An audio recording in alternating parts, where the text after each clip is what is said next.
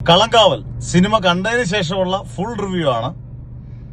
പതിഞ്ഞ താളത്തിൽ തുടങ്ങി ഒരു ശകലവും ബോറടിക്കാതെ ഒരു 2.25 മണിക്കൂർ 2 മണിക്കൂർ 20 മിനിറ്റ് താഴെയുള്ള സിനിമ, ബോറടിക്കാതെ ഇങ്ങനെ പോകുന്ന സിനിമ.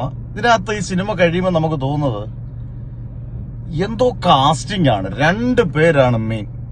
നമുക്കറിയാം മമ്മൂട്ടിയും വിനായകനും. വിനായകന്റെ ഇത്രയും അതിഗംഭീര ഒരു പെർഫോമൻസ് ഞാൻ കണ്ടിട്ടില്ല. കമ്മട്ടിപ്പാടം ഒരു രക്ഷയില്ല, ജയിൽ ഒരു രക്ഷയില്ല. പക്ഷെ ഇതിനകത്ത് വിനായകൻ വലിയ അലറി വിളിക്കുന്ന ഒരാളൊന്നും അല്ല. ഒരു പോലീസ് ഓഫീസർ, അതിനകത്ത് സ്പോയിലർ ഒന്നുമില്ല, പോലീസ് ഓഫീസറാണ്.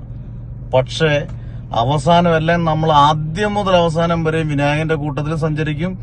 കൈയടിച്ച് ലാസ്റ്റ് തിയേറ്ററിൽ കൈയടിച്ച് നമ്മൾ ഇറങ്ങത്തുള്ളെന്നുള്ള ഉറപ്പിക്കാവുന്ന രീതിയിലാണ് വിനായകൻ. അതുപോലെ പെർഫോമൻസ്.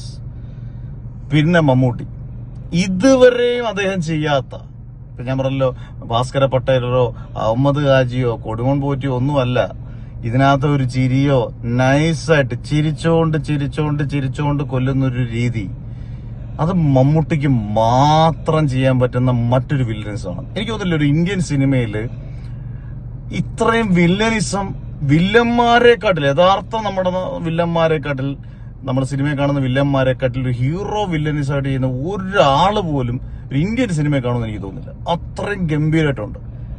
ജിതിൻ കെ ജോസ് ഇതിന്റെ സംവിധായകൻ, കപ്പിത്താൻ, കയ്യടി കൊടുക്കണം മക്കളെ. കാരണം ആദ്യത്തെ കന്നിപ്പടമാണ്, ആദ്യത്തെ പടമാണ്.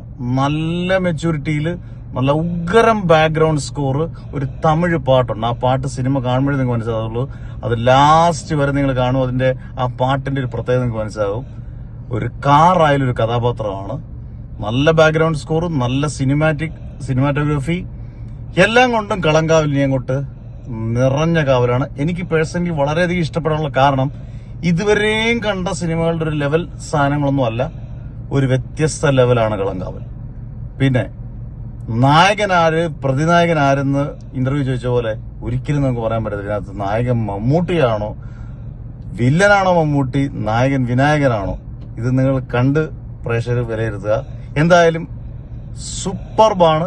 2 പേരും മത്സരിച്ച് അഭിനയിച്ചിരിക്കുന്ന പടം Kalamkaval must watch in theatres. 8 മാസത്തെ ഇടവേളയ്ക്ക് ശേഷം മമ്മൂട്ടി തിരിച്ചു വന്നിട്ടുണ്ടെങ്കിൽ അത് ഗംഭീര തിരിച്ചു വരവാണ്.